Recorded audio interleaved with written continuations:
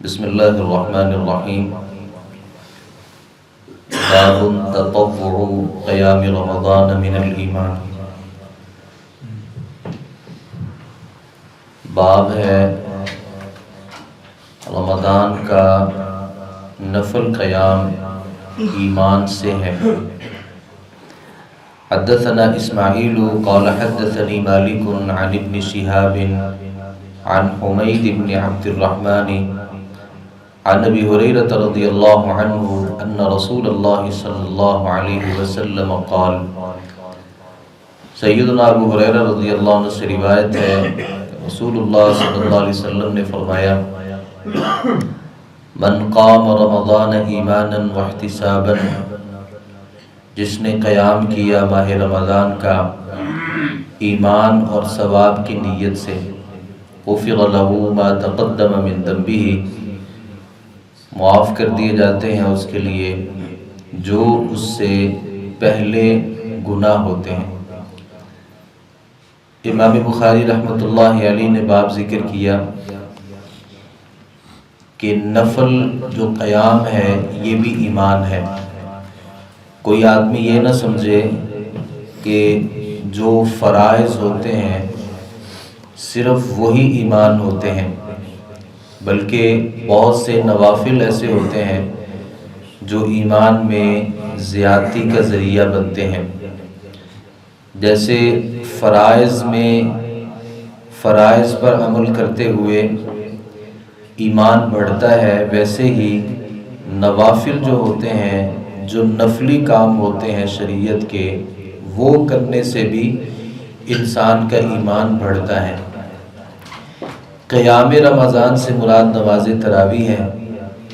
جسے نبی کریم صلی اللہ علیہ وسلم نے تقریباً اپنی ساری زندگی پڑھا۔ سیدہ عائشہ رضی اللہ عنہ سے ابو سلمہ بن عبد الرحمن نے سوال کیا تھا کہ رسول اللہ صلی اللہ علیہ وسلم کی نماز رمضان میں کس طرح تھی؟ تو سیدہ نے کہا کہ آپ رمضان اور غیر رمضان میں 11 رکعات سے زیادہ نماز تراویح، قیام اللیل، تہجد نہیں پڑھا کرتے تھے۔ تو نبی کریم صلی اللہ علیہ وسلم سے رمضان اور غیر رمضان میں، یہ صحیح بخاری میں روایت موجود ہے کہ آپ صلی اللہ علیہ وسلم رمضان اور غیر رمضان میں 11 رکعات سے زیادہ نماز تراویح یا قیام اللیل یا نماز تہجد نہیں پڑھتے تھے۔ عمر رضی اللہ عنہ نے اپنی خلافت میں تمام کے تمام لوگوں کو سیدنا ابی بن کعب اور تمیم داری رضی اللہ عنہ، ان کے پیچھے نماز تراویح کے لیے کھڑا کیا اور ان کو حکم دیا کہ وہ 11 رکعتیں نماز تراویح پڑھائیں۔ موطا امام مالک میں یہ روایت موجود ہے کہ عمر ابن الخطاب رضی اللہ عنہ نے لوگوں کو جناب ابی بن کعب اور تمیم داری رضی اللہ عنہ کی امامت میں کھڑا کیا اور انہیں حکم دیا کہ آپ نے 11 رکعتیں نماز پڑھانی ہے۔ نبی کریم صلی اللہ علیہ وسلم کے زمانے میں ماں سوائے وہ چند دن جن میں آپ نے خود قیام کروایا، جناب ابوبکر رضی اللہ عنہ کے زمانے میں اور عمر رضی اللہ عنہ کے کچھ ابتدائی زمانے میں لوگ یہ نماز انفرادی طور پر پڑھا کرتے تھے، لیکن عمر ابن الخطاب رضی اللہ عنہ نے اس کو باقاعدہ طور پہ باجماعت کی صورت میں بنایا۔ تو کوئی آدمی یہ کہے کہ عمر ابن الخطاب رضی اللہ عنہ نے بدعت کا ارتکاب کیا تھا، کیونکہ اس سے پہلے نماز تراویح کی باقاعدہ جماعت نہیں ہوتی تھی، تو یہ عمر رضی اللہ عنہ نے یہ کام کیا، گویا کہ یہ ایک بدعت ہو گئی۔ بعض لوگوں نے کہا کہ بدعت 2 طرح کی ہوتی ہے، ایک ہوتی ہے حسنہ، ایک ہوتی ہے سیئہ۔ تو یہ جو بدعت تھی یہ بدعت حسنہ تھی، حالانکہ نبی کریم صلی اللہ علیہ وسلم جو خطبہ پڑھا کرتے تھے اس میں فرماتے کل بدعت ضلالہ، ہر قسم کی جو بدعت ہے وہ گمراہی ہے۔ وہ بدعت حسنہ ہو یا بدعت سیئہ ہو، ہر بدعت جو ہے وہ گمراہی ہے۔ تو عمر ابن الخطاب رضی اللہ عنہ نے بدعت کا ارتکاب نہیں کیا تھا۔ بدعت اس چیز کو کہتے ہیں جس کا پہلے کبھی بھی کوئی وجود نہ ہو، تو جس کا وجود ہو اور وہ کام منقطع ہو چکا ہو تو اس کو دوبارہ سے جاری کر دیا جائے، وہ بدعت نہیں ہوتا۔ جب اللہ کے نبی صلی اللہ علیہ وسلم نے چند دن جو صحابہ کرام کو باجماعت نماز پڑھائی تھی، اور نماز تراویح جو آپ صلی اللہ علیہ وسلم نے صحابہ کرام کو پڑھائی تھی، چونکہ اس کا ایک وجود موجود تھا، اور اسی سے جناب عمر ابن الخطاب رضی اللہ عنہ نے پھر لوگوں کو دوبارہ جمع کیا۔ بعض لوگوں نے کہا کہ عمر رضی اللہ عنہ نے صحابہ کرام کو 20 رکعات پڑھنے کا کہا تھا، اگرچہ عمر ابن الخطاب رضی اللہ عنہ کے زمانے میں کچھ لوگ 20 پڑھ لیا کرتے تھے، لیکن جناب عمر ابن الخطاب رضی اللہ عنہ نے جب حکم دیا تو 11 کا حکم دیا، اور بعض نے تو یہاں تک لکھا کہ جب لوگ 20 پڑھنا شروع ہو گئے تھے چند ایک، تب عمر ابن الخطاب رضی اللہ عنہ نے ان کو روکنے کے لیے کہا کہ سارے لوگ ان 2 اماموں کے پیچھے نماز پڑھیں گے، اور یہ 2 امام جو ہیں وہ 11 رکعت نماز پڑھائیں گے، تو 20 جو رکعات ہیں نہ ان کا اللہ کے نبی صلی اللہ علیہ وسلم کے زمانے سے کوئی وجود اور کوئی ثبوت ہے، نہ جناب ابوبکر رضی اللہ عنہ کے زمانے میں، اور نہ بحیثیت امیر المؤمنین عمر ابن الخطاب رضی اللہ عنہ سے اس کا کوئی ثبوت موجود ہے۔ یہ لوگوں نے اپنی طرف سے رکعات کو اضافہ کر لیا اور شامل کر لیا۔ عمر ابن الخطاب رضی اللہ عنہ کا نہ یہ فیصلہ تھا اور نہ ہی یہ آپ رضی اللہ عنہ نے حکم دیا تھا۔ حدیث یہ کہتی ہے کہ جس نے رمضان کے قیام کیا، شرطیں 2 ہیں، ایمان اور احتساب۔ بعض لوگوں نے سمجھا کہ ایمان اور احتساب ایک ہی چیزیں ہیں، حالانکہ ایمان ایک اور چیز ہے، احتساب ایک اور چیز ہے۔ ایمان جو ہے جیسا کہ ہم نے پڑھا کہ ایمان کیا ہوتا ہے، اور احتساب یہ ہوتا ہے کہ بندے کو اس سے ثواب کی امید اور طلب ہو۔ ایک بندہ کو کام کرتا ہے، اسے کوئی طلب نہیں ہوتی، وہ اپنے روٹین کے مطابق وہ کام کر رہا ہوتا ہے، تو روٹین کے مطابق جس میں ثواب کی طلب نہیں ہے اس کا قیام اس کو فائدہ نہیں دے گا،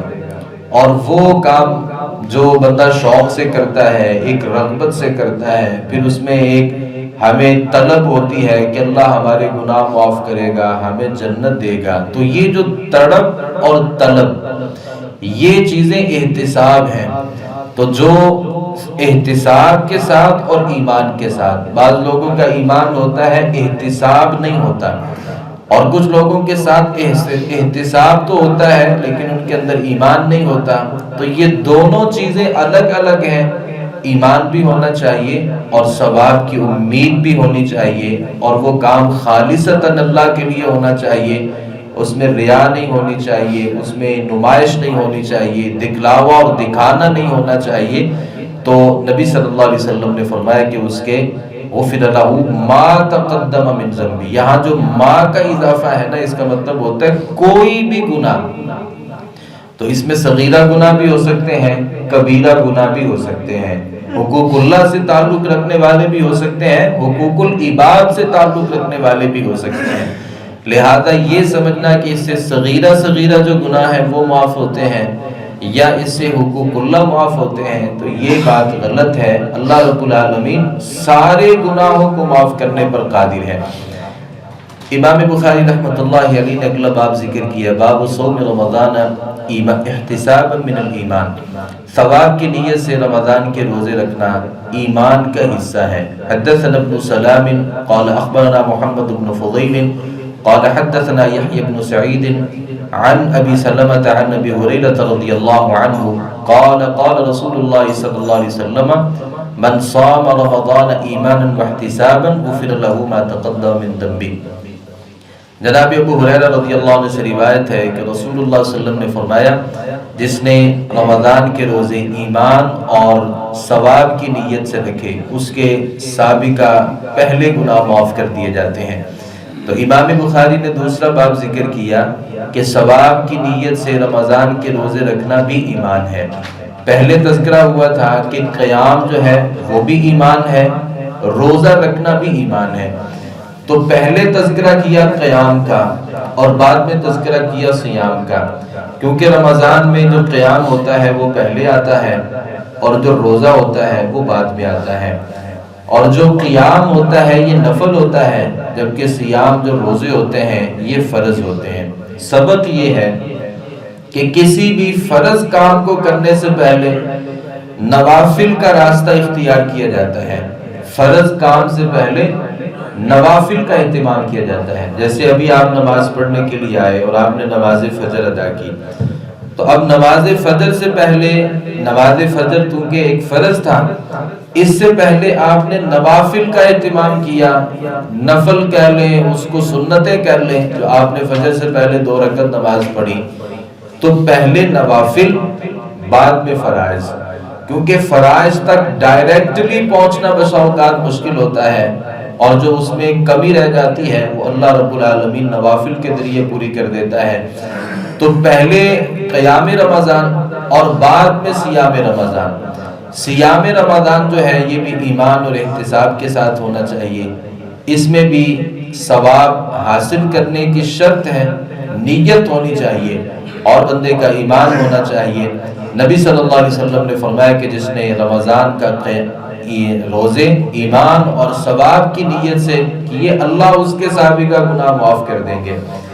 اب ایک آدمی وہ ہے جس نے گناہ کیے ہی نہیں، یعنی پورا سال گزر گیا اور اس نے کوئی گناہ نہیں کیا،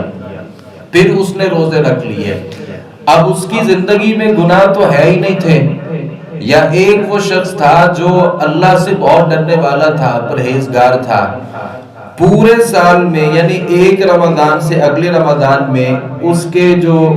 نامہ اعمال میں جو گناہ ہیں وہ بہت تھوڑے ہیں، البتہ اس کی نیکیاں بہت زیادہ ہیں۔ ایک وہ شخص ہے جس نے پورے سال میں نیکیاں بہت کم کی ہیں اور اس کے گناہ بہت زیادہ ہیں۔ تو کیا رمضان کے جو روزے ہیں وہ دونوں کے لیے برابر ہی اجر کا ذریعہ ہے؟ یعنی ایک بندہ وہ ہے جس نے 70% گناہ کیے اور ایک بندہ وہ ہے جس نے محض 30% گناہ کیے، تو کیا اللہ دونوں کے برابر طور پر دونوں کے گناہوں کو معاف کر دے گا؟ ایسا نہیں ہے۔ اصل یہ ہے کہ بندہ جس قدر ایمان کے ساتھ روزے رکھے گا اور جس قدر ثواب کی اس میں نیت ہوگی اور جس قدر اس کا روزہ وہ روزہ ہوگا جو روزہ مطلوب ہے اور اللہ رب العالمین جیسا روزہ چاہتے ہیں، روزہ جس قدر اچھا ہوگا اسی قدر اس کے جو گناہ ہیں وہ اللہ رب العالمین معاف کریں گے۔ ایک بندہ روزے بھی لاؤ گالی میں رکھتا ہے تو ظاہر ہے اس کے گناہ ویسے معاف تو نہیں ہوں گے، اور ایک بندہ سارا رمضان بھی اچھے روزے رکھتا ہے اور اس سے پہلا جو اس کا سال ہوتا ہے اس میں اس کی جو نافرمانیاں ہیں وہ بھی بہت تھوڑی ہیں، تو علماء نے لکھا ہے کہ اللہ رب العالمین چونکہ اس کے گناہ تقریباً نہیں ہیں یا ہے تو بہت تھوڑے ہیں، تو اللہ رب العالمین چونکہ اس کے گناہ نہیں ہے، اللہ تعالیٰ اس کی وجہ سے اس کو ایک اور ثواب عطا کریں گے، اللہ اس کو اپنا قرب دیں گے، یہ ایک اضافی، اللہ اس کے درجات کو جنت میں بلند کریں گے، اللہ رب العالمین اس کے دل میں اور اپنے خوف کو، نیکی کی رغبت کو اور گناہوں سے نفرت کو اللہ رب العالمین اور اس کے دل میں بھر دیں گے۔ تو اگر گناہ نہیں ہے تو اللہ رب العالمین اس کا بھی ایک اچھے طریقے سے صلہ اور بدلہ دیں گے۔ تو بہرحال قیام رمضان بھی ایمان ہے اور صیام رمضان بھی ایمان ہے، ان دونوں کاموں کے کرنے سے ایمان بڑھتا ہے، اور دونوں کاموں کو اگر چھوڑ دیا جائے تو ایمان میں